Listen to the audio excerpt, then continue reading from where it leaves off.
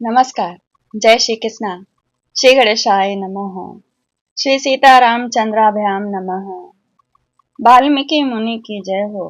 माँ भगवती सरस्वती की जय। आज मैं श्रीमद् वाल्मीकि रामायण अयोध्या कांड से पंचषष्टितमः सर्गः सुना। पिछले सर्ग में आपने सुना अपने कृत्य के लिए पश्चाताप करते हुए श्री राम के विक्षोभ में आधी रात को हुई राजा दशरथ के प्राण निकल गए। अब यह है कि उस समय उनके पास सुमित्रा और कौशल्या ही थी, उन्हें पता है कि नहीं है। और राजमहल में कैसे ये खबर फैली, क्या सवेरे होते ही राजमहल में क्या स्थिति है, इन सब का वर्णन इस सर्ग में। सवेरा हुआ तो राजा को जगाने के लिए जितने भी कृत्य किए जाते हैं वह सारे कृत्य किए जा रहे हैं। बंदी जन स्तुति गा रहे हैं, शुभ मंगल द्रव्य मंगाए गए हैं जिनका दर्शन राजा को सवेरे करना रहता है। उन मंगल शुभ वस्तुओं के साथ ही साथ कन्याएं हैं और स्पर्श करने के लिए गाय है।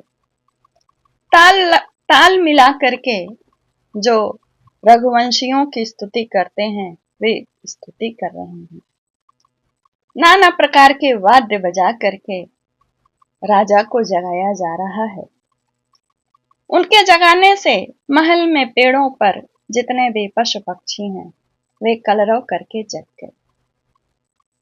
यह कृत्य करते करते सवेरा हो गया, दिन निकलने को है, लेकिन राजा अपने महल से बाहर नहीं है। लोगों को चिंता हो गई कि राजा बाहर क्यों नहीं है, कहीं ऐसा तो नहीं है कुछ अनहोनी हो गई। यही सब जानने के लिए चूंकि राजा दशरथ की 350 रानियां थी, 3 पट रानियां थी, कौशल्या, कैकेयी, सुमित्रा और 350 अन्य रानियां भी थी। वे रानियां यह जानने के लिए कौशल्या के भवन में गईं, क्योंकि वहीं पे राजा दशरथ थे। जाकर देखती हैं कि ऐसे पड़े हैं राजा दशरथ कि जैसे सोए हैं राजा दशरथ। वे झट से पास आईं, उनकी नाड़ी इत्यादि का ज्ञान करने लगी कि नाड़ी चल रही है कि नहीं, सांस का परीक्षण करने लगी, अग्रभाग की उंगलियों को देखने लगी कि कहीं इनके प्राण तो नहीं निकले, क्योंकि निश्चेत पड़े थे।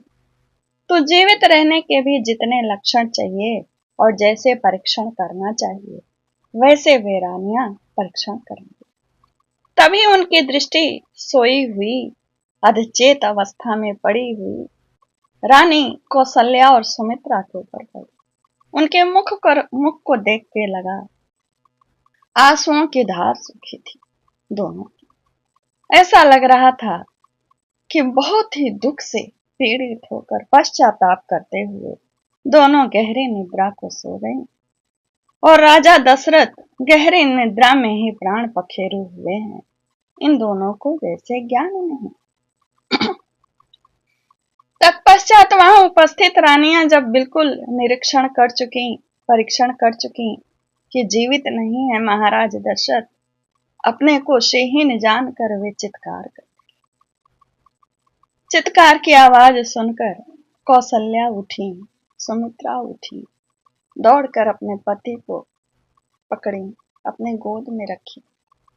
जब उन्हें महसूस हो गया कि हमारे पति नहीं, चले गए, प्राणनाथ चले गए, तुरंत ही वे दोनों फिर से चित्कार करने लगी और चित्कार करके मूर्छित होकर के गिरी। और यह समाचार तब तक पूरे महल में फैल गया। चारों तरफ से चित्कार मची। एक अलग तरह का वहां पर वातावरण हो गया दुख का। जहां तहां जो भी सुनता था वह रोने लगता था। पूरा महल राजा दशरथ का दुख में परिणत हो गया, रोने में परिणत हो गया। सभी लोग अपने को अनाथ महसूस करने, ऐसा लगता था कि श्रीहीन हो गया हो। या फिर से कौशल्या को थोड़ा होश आया। वे फिर से हाहाकार करते हुए राजा दशरथ को पकड़कर विलाप करते हुए फिर मूर्छित हो गए। और बाद में पीछे से कैकेयी और उनके साथ महाराजा दशरथ के अन्य रानियां भी आईं। वे भी रोते हुए पछाड़ खा करके गिर पड़े। उन क्रंदन करती हुई रानियों ने वहां पहले से होने वाले प्रबल आर्तनाद को और बढ़ा दिया। राजा दशरथ काल के गलवित काल के मुंह में चले गए थे। भवन के डरे, घबराए और अत्यंत उत्सुक मनुष्यों से भवन भर गया। सब ओर रोने चिल्लाने के भयंकर शब्द होने लगे। वहां राजा के सभी बंधु बांधव शोक संताप से पीड़ित होकर जुट गए। वह सारा भवन तत्काल आनंद शून्य हो गया, दीन दुखी एवं व्याकुल दिखाई देने लगा। उन यशस्वी भूपाल शिरोमणि को दिवंगत हुआ जान उनके सारी पत्नियां उन्हें चारों ओर से घेरी और अत्यंत दुखी होकर जोर जोर से रोने लगी और उनके दोनों बाहें पकड़कर अनाथ की बात करुण विलाप करने लगी। और यह सर्ग यहीं पूर्ण होता है। इत्याशे श्रीमद् रामायणे वाल्मीकि आदि काव्य अयोध्या कांडे पंचषष्टितमः सर्गः यहीं पूर्ण। अगले सर्ग में राजा के लिए कौशल्या विलाप करेंगे, कैकेयी को भर्त्सना देंगी और मंत्रियों द्वारा राजा के शव को तेल में रखा जाएगा और राजकाज को व्यवस्था भी वे लोग अपने हाथ में और पूरे की सहनता और पूर्ववासियों का शोक करते। शुरू से आखिरी तक देखिएगा, लाइक कमेंट शेयर करिएगा। नमस्कार, धन्यवाद।